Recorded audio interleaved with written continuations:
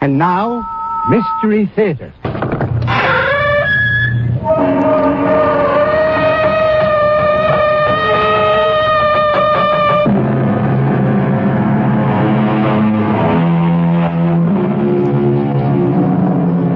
Come in. Welcome. I'm E.G. Marshall.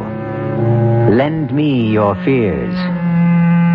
It happens now and then that a man will vanish without warning, disappear completely, without leaving a trace. Or a man will suddenly lose his memory. His body remains, but his mind has gone. What is essential in him leaves us, and we are left perplexed, mystified, frustrated. All we have to go on is rumor, speculation, theory. And since we cannot explain it, after a while, we tend to stop thinking about it. Until it happens again. To somebody else. You're back. Oh, my husband, you're back. What? You won't even embrace me. Who are you? Who am I? What kind of question is that? How can you say you're my wife? We've been married for more than 15 years. No, we haven't. What are you trying to say? I'm trying to say that I'm not your husband. You're not my wife. I don't even know you. What's more, I'm not even standing here. How can I be? I haven't even been born yet.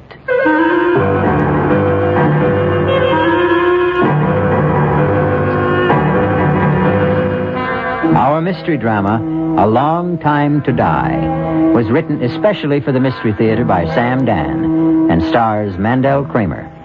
I'll be back shortly with Act One.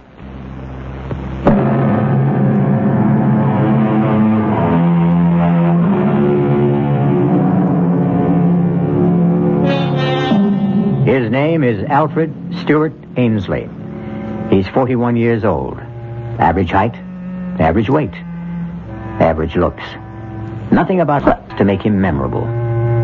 Indeed, he has never in his life done anything to bring him notice from beyond the circle of his immediate family, his close friend, his rather esoteric profession. His name was in the newspaper twice.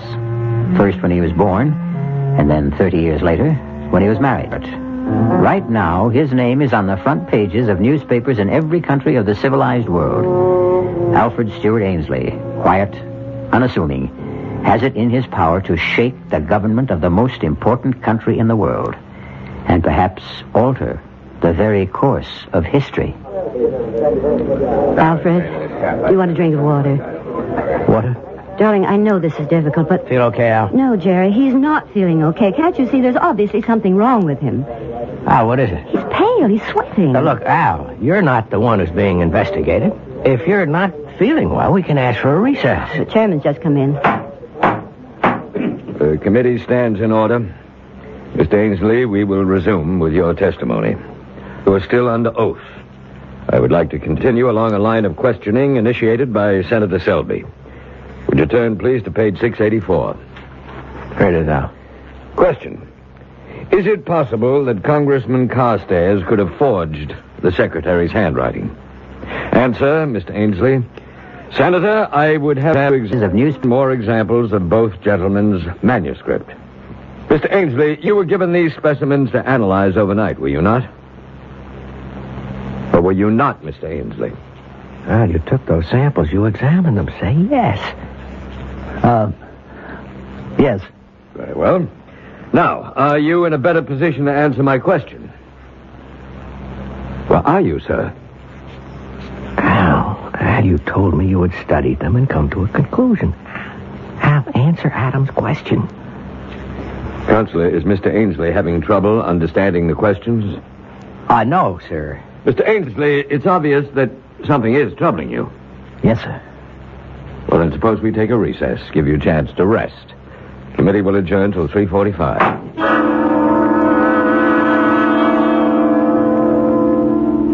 Well, Al?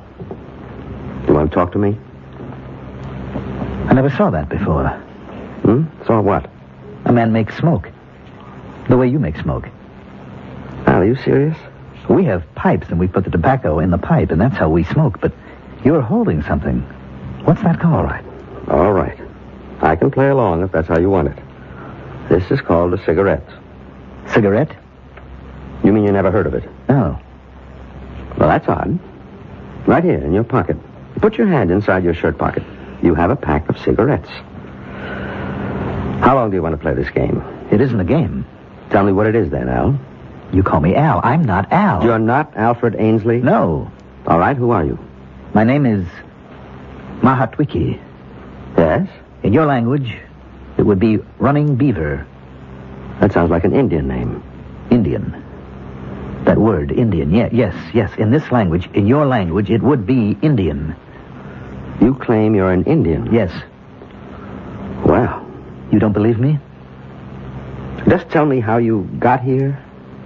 I was sent to the north to scout the, you would call them the Iroquois. Scout? Yes, to see if we should make war. War? Make war or become allies. I was on my way home to my tribe. I was at the place where the mist covers the rocks. I walked into the mist, and there was a noise. What kind of noise? Loud thunder, a flash of lightning. It was as if someone had hit me over the head with a club. I knew nothing. Then I was sitting in a strange room in strange clothes, and strange people were talking to me on a subject I know nothing about. You claim to be an Indian. You talk about fighting and wars. Well, that would be before the white men came to this country. I've never seen men like you and these others. There's one small detail that troubles me. How does it happen you speak English? I don't know. You don't know? I don't know. I was returning to my people. They live near the banks of the Great River. The Great River? The Potomac. As I told you, something took place in the mist. I awoke. Now I'm in a strange place. I find that I can speak the language, but I don't know what anything means. Where is this place? Who are you? I'm your doctor, your friend. My name is Carl Stitzer. And who am I? Al Ainsley.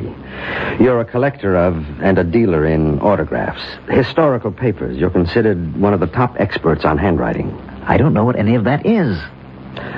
What is it that you know how to do? To track? To scout? To hunt? All right, Al. I've gone along as far as I can. Now, let me tell you something. Your testimony can destroy Congressman Carstairs. I don't know anything about this Carstairs. If you testify that, in your opinion, Carstairs forged those papers, then not only will Carstairs be destroyed, but the principles he stands for will be discredited.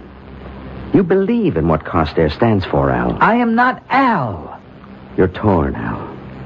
You don't want to examine those documents. I don't even know what documents are. Because if they are forgeries, you will put an end to Congressman Carstairs' political life. And you can't bring yourself to do that. I am a stranger in a strange land. I need a friend. You're afraid to find out if Carstairs is guilty. You can't face the consequences. When a man finds himself in such an intolerable situation, he tries to escape. You're a doctor. In my language, that means a medicine man, a magician. You've escaped to a remote past, to a long-gone, buried, forgotten world. You don't believe me. You don't believe me. Doctor, what is it? Think, Joan. Think carefully. How long have you and Al been married? 11 years. And how long had you known him before that? We were kids in school together back in the first grade. Then you've known him all his life. Just about. Has he ever been interested in Indians? Indians? No, not that I know of. You don't have anything in the house like, handicrafts, weapons, books? That would have to do with Indians? Mm-hmm. Nothing at all. Does Al have a secret life? Doctor, I'm not going to answer any more questions until you tell me what you're driving at. Well, see that he gets plenty of rest. No visitors, no excitement.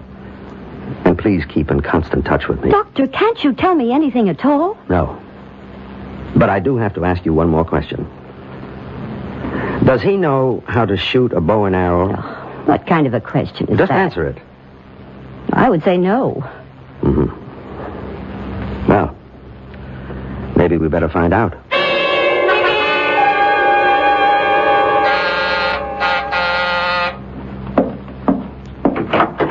Morning, Jerry. Doc, I've been waiting for you. Is Al dressed and ready? Look, Doc, you've just got to talk to me. Why? Why?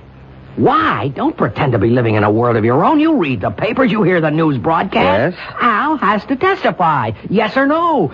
Whichever way, it no longer matters, but he can't remain quiet. He's not the only handwriting expert in the world. The committee can call another. It's too late for that now. The rumors are out. He's been bought off. He's been scared off, and both sides are under suspicion. I admit it's an unfortunate situation. Now, look, Doc, you can maybe stall the committee another day, maybe two, maybe even through the weekend recess, but that is about as far as you can go. I'm doing the best I can. Why can't he testify? I can't tell you. You can't or you won't. Both.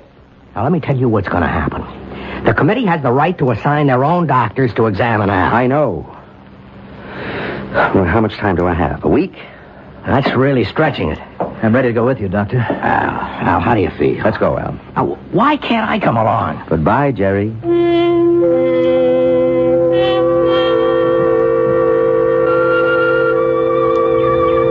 A fox has been by here. Is that so? Mm-hmm. You can see his tracks. Well, I can't. This valley looks familiar. And yet, so strange. Where are all the animals? There's no sign of deer or wolf. Where are the animals? If you really are running beaver, you wouldn't believe what's happened. Now, in this box is a bow. A bow? Yes, here's the bow, the strings, the arrows. I've never seen a bow like this one. How strong. And these arrows. I don't know the first thing about it. Is this mine? To keep? To be able to hunt with? Why don't you hit that oak tree? About 60 or 70 yards to the left. Well, that's no shot. The tree is standing still. A child could hit that tree. What's moving? Is there a rabbit or a squirrel, a hawk? No, I'm sorry. There's nothing around. All right, then. I'll put this arrow into the center of the trunk of that small tree on the right. That maple. But that's almost 150 yards. It's an ordinary shot. I'm ashamed of it. But there's nothing else. Right in the center. Well, Doctor? I don't know, Running Beaver. I don't know. How do I explain this? Someone, probably a seasoned politician, said once, "When in doubt, tell the truth." That sounds great, in theory. But how would you like to have to tell this kind of truth to a sharp congressional committee? We'll have more of this kind of truth when we return shortly with Act Two.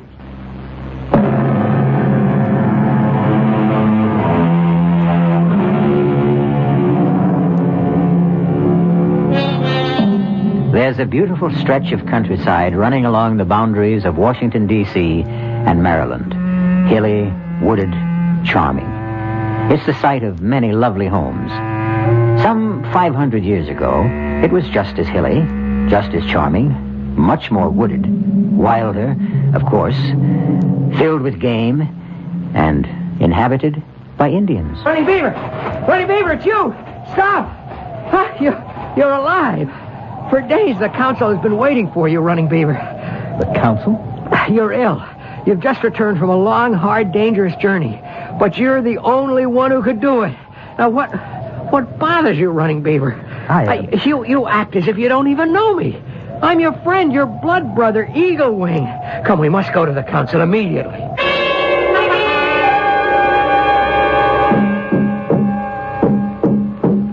Many days ago, the council sent Running Beaver and 3 companions north to the Iroquois Nation to determine peace or war. And now Running Beaver returns alone, and we ask him, where are your companions? And shall the Iroquois be our friend or foe? Speak to us, Running Beaver. Running Beaver, say something. I am very tired. The important question should not be answered by a man who needs sleep and food. Running Beaver shall return to the council after he has eaten and rested.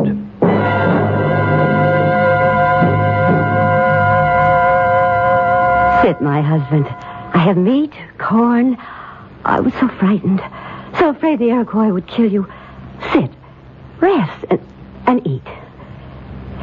Now, I will tell you the news about the boy. The boy? Our son. He's been chosen for the Wolf Society. You always wanted that. Your mother brought him this bearskin robe. You're not eating. It's not cooked. It's the way you like it. Is something wrong? You don't look right. Perhaps you'd better see the medicine man. The medicine man? Red Bear. He always liked you. There is something wrong. This is not like you. Not to be hungry, to be so quiet. You're frightened. Why are you frightened?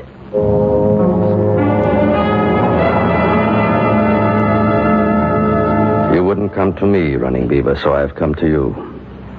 Leave us, White Swallow. Now, what nature of evil spirit is within you? Was there a spell cast upon you in the Iroquois country? I wonder if I can talk to you. You wonder? Your father was my closest friend. I seem to understand. How, I don't know, but I seem to understand this language. Is that a surprise? This is your language. I don't know what I'm doing here. I don't know how I got here. A spell has been cast upon you. I'm sure you won't believe, but I am not Running Beaver. How can that be? My name is Alfred. In your language, it would mean a wise elf or wise counsel. Excellent name. I come from, well, perhaps it would be this same land, but I live, or shall live, hundreds of years from now. I could tell you stories of great things, of great ships flying through the air, of enormous buildings. I don't even know where to begin. It must be a time of great magic. Unbelievable magic. What a happy time that must be. I couldn't say that it is all that happy. I find that hard to believe. With all that magic. At any rate, I was going to an important meeting of the committee. Well, never mind what that means. I decided to walk to the bus instead of driving my car. I'll explain to you what they are later. There was a mist near Rockledge. And I walked into it, and something seemed to explode in my head. And when I walked out of it, I was in these clothes. I was somebody else. I was frightened. I began to run. And suddenly someone stopped me. Yes, Eaglewing. He is your friend. You don't believe a word of this. How can I?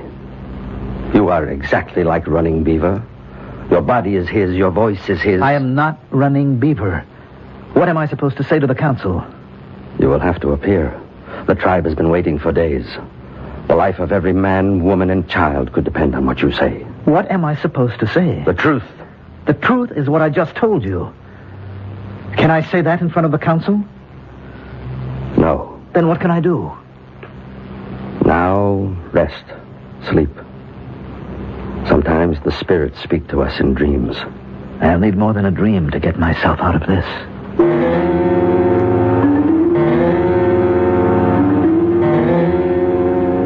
Running Beaver? My husband? Are you awake? Oh, what a dream. Joan, you'll never imagine. Oh, no, I'm still asleep. Running Beaver? Can you eat something now? Cold. Oh, here, wear this robe. Your mother made it. My mother? Please, can't you tell me what's wrong? Running Beaver, may I come in? Who's that? Your oldest friend. Do you mean you don't know Eaglewing's voice anymore? Running Beaver, you must come to the council at once. He's not well. I know he's not well, but there's trouble. Trouble? There's talk all over the village. Now, what happened to the 3 men who went with you to the Iroquois? Did you kill them? Kill them? How could he kill them? They were all his friends. What passed between you and the Iroquois chiefs? Running Beaver, you must tell him. I don't know. I don't know.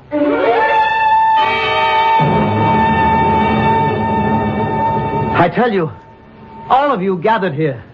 I don't know. Running Beaver, in war and peace, you've been first among us. We sent you as our ambassador to the Iroquois. We entrusted you with the lives of 3 of our bravest young men. Now, where are they? Their families have a right to know. Speak. Chief, I will speak for him. No one can speak for a man before the council. Not even you, Red Bear. Running Beaver is ill. What kind of illness? He has lost his memory. Convenient loss of memory. Quiet! Where is my son? Where has he gone? I can't see him anymore. Quiet! He has lost his memory? Yes. Can you cure him, Red Bear? I can try. You have 6 days. At the end of that time, Running Beaver will talk to the council or else submit to justice.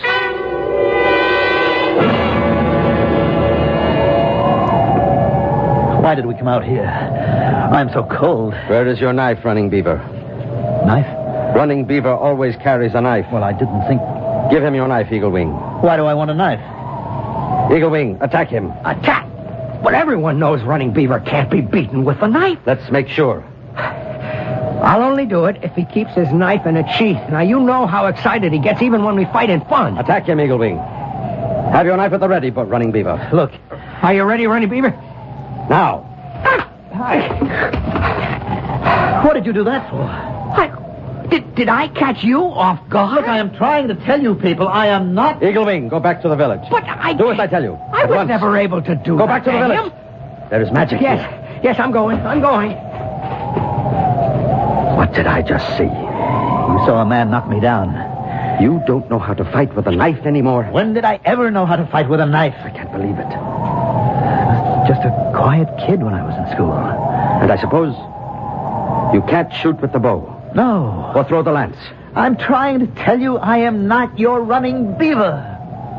Then we have magic. Call it what you want. But we have trouble.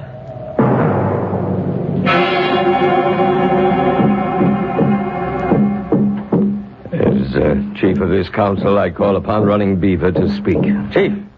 Chief Stark Tracker. I haven't called on you, Red Bear.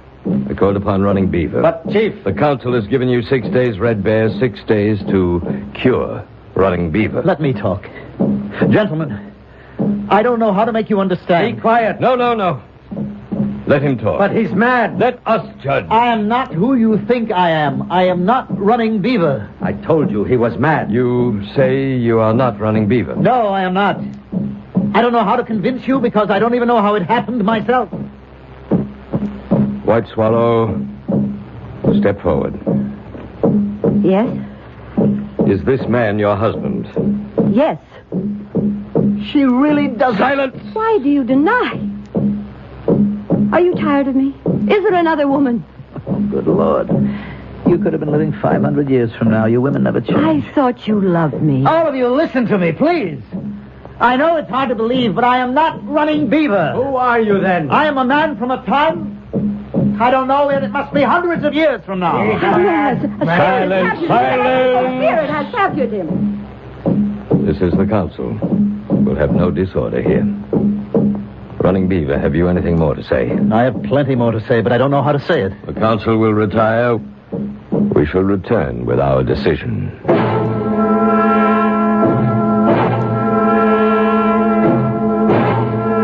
Red Bear, what are they going to do with me? Well, It's not good, is it? it will depend. Depend on what? Stark Tracker is a devout believer in magic. I think he believes you. Well, then it can't be bad. But the people are angry, and 3 young men are missing. Probably dead.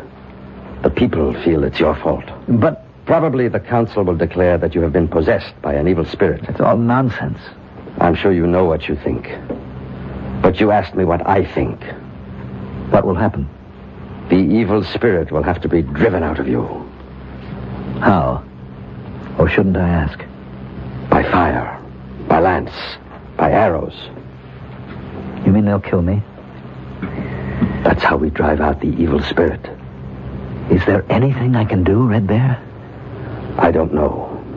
But I'll try to think.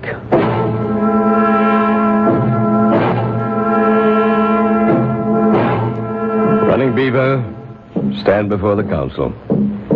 You have been ordered to report. You refuse. I tried to tell you. Therefore, the council has decided to drive the evil spirit out of you. No! Tell them, Running Beaver, tell them! We must have silence. Tonight, Running Beaver, the council will drive the spirit from you. Wait!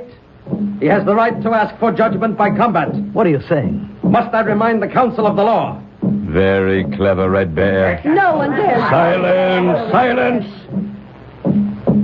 Well, you've heard the challenge. Who will fight Running Beaver? Your reputation has just saved you. No one will dare to meet you. No one? No one will accept the challenge? Are we a tribe of trembling women? Must I, at my age, save the honor of the people? I'll fight him. Eagle Wing, you're his best friend. No longer. After all, he denies he's running beaver, doesn't he? The council accepts the offer of Eagle Wing. May the one who is right win. Clear a space. Wait. The law says each contestant must fast and pray for 3 days. No, Silence! We shall obey the law. We shall meet again in 3 days. What did you get me into? I got you 3 days. What good will it do me? You could learn to fight with a knife. Well, you've been a quiet, unassuming handwriting analyst all your life. You've never so much as swatted a fly in anger. Now, suddenly, you have to fight to the death with knives, no less.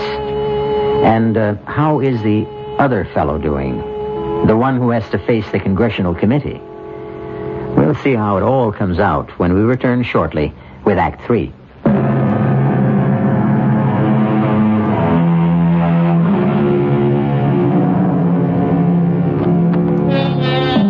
Just as telephone wires can cross when they cover great distance, so can lives when they cover great spans of time.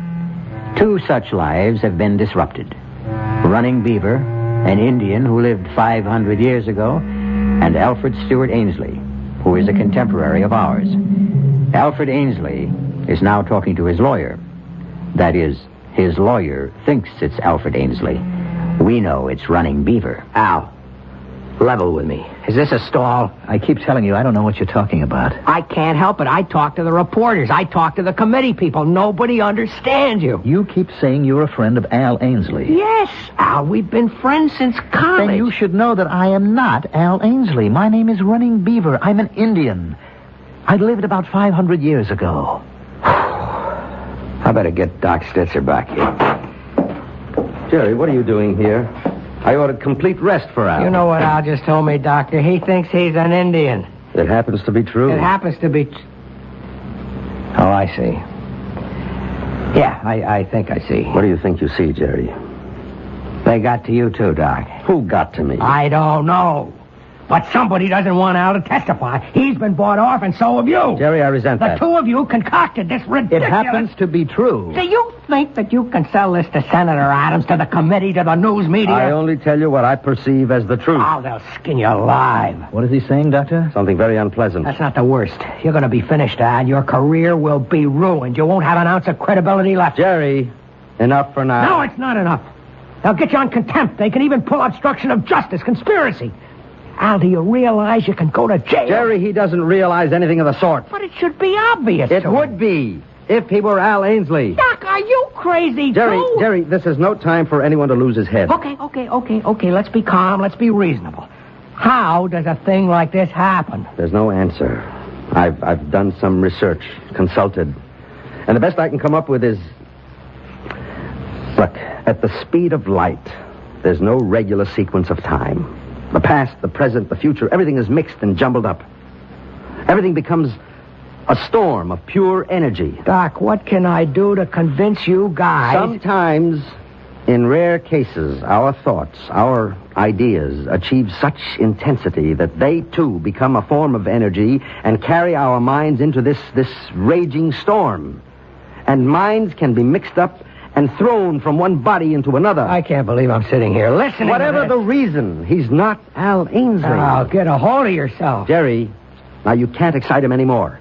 I'll throw you out of here. You may not have to throw me out. I want to leave. Now, Al, in exactly 3 days, you'll have to appear before that committee. If you value your reputation and your freedom, please think up a better story. Or best of all, tell the truth.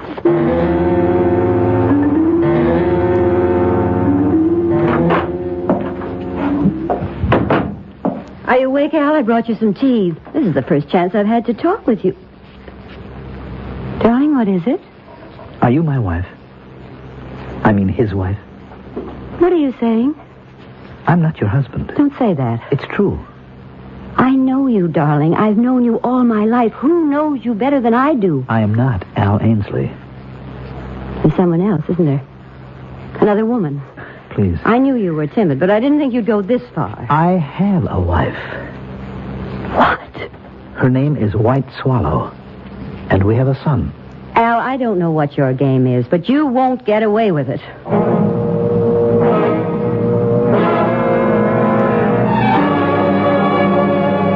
Gentlemen, this visit of yours is most unusual. I know it is, Senator Adams. I have no right to conduct committee business privately. Senator, we just wanted to acquaint you with certain facts. And? Well, please just listen. No matter what you hear, just listen. Then use your own judgment. Go ahead, Al. Senator, I am not Alfred Stewart Ainsley. You're not. I am running bear. I am a Potomac Indian. But this is most unusual. Dr. Stitzer and I, we believe that I lived 500 years ago. Somehow, I have occupied the body of Mr. Ainsley. But though I have his body, I have none of his skills. And that's all. And this is what you want me to believe, hmm? It's the truth, Senator. You'll be at the committee hearings on Monday morning. Senator, didn't you hear... Doctor, I don't believe a word of it.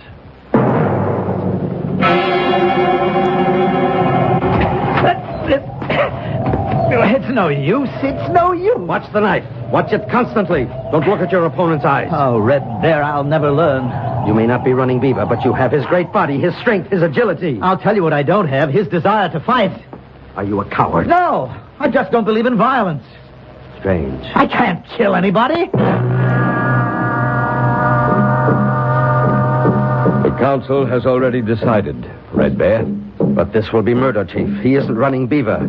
He does not know how to fight. A man who doesn't know how to fight? Impossible. He is not one of us. He's from another time. Well, how does he happen to be here, then? There is a place, Chief, where the soul that belongs to each man is put into his body. Yes, we know that. It is the sacred, haunted place where the mist meets the rocks. There's always thunder there. Evil, malicious spirits have an opportunity to play tricks. And so... I understand. I even believe. But the council has spoken. He does not know how to fight. He will have to learn.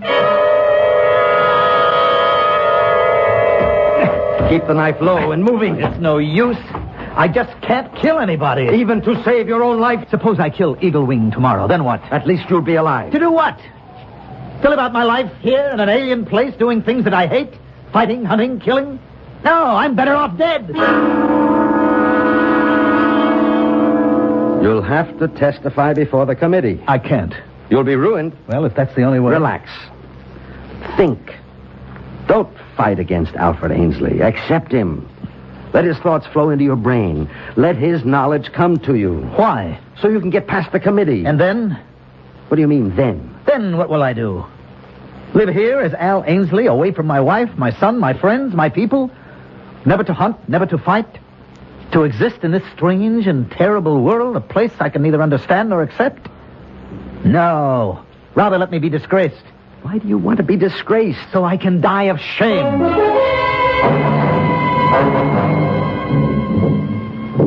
Wake up, Running Beaver. Wake up. It's time to start out for the fighting ground. So early? You still refuse to fight him as Running Beaver would? Yes, I refuse. Why? I told you. I want to die. I know why you would want to die in this life, but I don't understand why you would want to die in your other life. What are you saying? What troubled you? You are a man of trouble. I see that. When you walked into the mist, were you troubled? How did you know? I am only guessing. In your other life, did you also want to die? I'm not sure. Perhaps I did want to. Why? Because I would have to say something that oh, you couldn't understand. It would have to be something you hate? Yes. Yes, I would have to ruin a man that I had always respected. Does he deserve to be ruined? Yes, because he broke faith. And you did not have the courage to do your duty. In other words, you are an even greater coward than I thought. Maybe. Would you rather die under Eagle Wing's knife, or... Or what? Or go back? Do your part as a man. Face your responsibility. Go back? Testify against... Isn't that what must be done?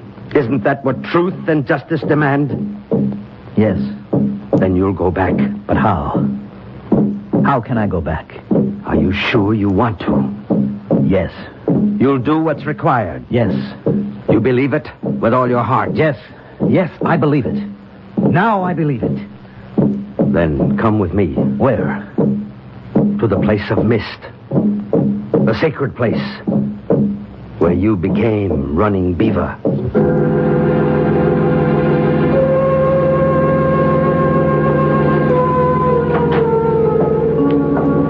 Time to be leaving for the committee meeting. I'm ready. I decided to go with you. Let's get it over with. Tell me, something bothers me. It bothered me that first day when I thought that you had willed yourself into amnesia. I can see how Al Ainsley could have found life intolerable. But you're not Al Ainsley. No. Therefore, my diagnosis was wrong. I don't think I understand. Why was life also intolerable for Running Beaver? Why were you trying to escape as Running Beaver? To escape? What was tormenting you? How did you know? Did I guess right? Yes. From what were you trying to escape? I had gone with 3 others to the Iroquois as an ambassador. The Iroquois promised peace. I knew it was a lie. My 3 friends were bribed. On the way home, they plotted to kill me. I was too smart, too strong. I killed them instead. If I told this to the council, I would make enemies. I was afraid. I see. Would you rather die like a man among your own people, if indeed you must die at all, or would you rather die of shame here among strangers? I am wiser now, but it's too late. It's too late for me. I can't go back. Are you willing to face the council? Face them? Defy them? Fight them? Let's go back to this place where the mist covers the rocks. And when we reach it, try to go back. All the way back home again.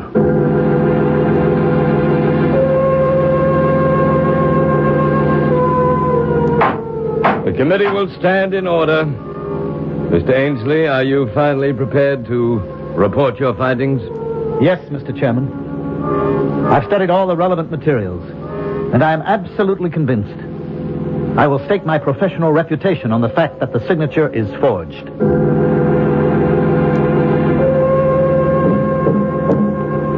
I say this to the council. 3 young men of the tribe took bribes from the enemy. I alone refused. They tried to kill me. I killed them instead. I will answer for this deed with my life. If any man here thinks he can take it. At a certain speed, at a certain intensity, at a certain burning level of anxiety or desire, time, space, and spirit can be twisted out of shape or sequence. That's how we might explain it today. On the other hand, there are evil and mischievous spirits who delight in creating misery and confusion. That would be yesterday's explanation. Choose one or the other. Or supply your own. I'll be back shortly.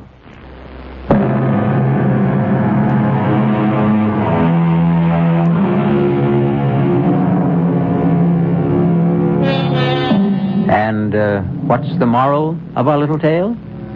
Simply this. Whenever you're desperate for a means of escape from a problem, don't try too hard for an easy way out. You might just be unlucky enough to find it. Our cast included Mandel Kramer, Grace Matthews, Arnold Moss, Nat Polan, and Mason Adams. The entire production was under the direction of Hyman Brown. This is E.G. Marshall inviting you to return to our Mystery Theater for another adventure in the macabre. Until next time, pleasant dreams.